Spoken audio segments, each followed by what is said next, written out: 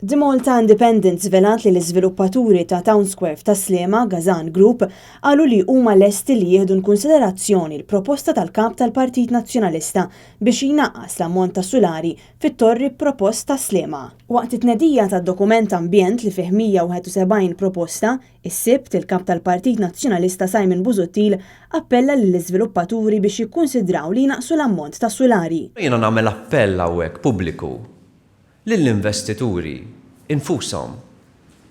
Irrevedu il-pjani tagħkom. Isimgħu intkom ukoll minn dak li qegħdin jgħidu n-nies. Jekk ingħatajtu permess ta' 38 sular illi huwa eżaġerat, kunu intkom li toħorġu bi proposta differenti li tirrifletti dak li n-nies lesti jaċċettaw, naqsu n-numru ta' sulari intom stess. Dak huwa l-appell illi jiena nagħmel lill-investituri infushom. L-artiklu fil-Gazzetta jgħid li issa l-iżviluppatur Gazan Group għalli se jikkunsidra stqarrijiet pubbliċi li jsiru u l-ħsibijiet u l-proposti tal-pubbliku. L-iżvilupp propost bħalissa f'Town Square u ta' torri ta' 38 sularu jinkludi 159 appartament, uffiċini u spazju kummerċjali.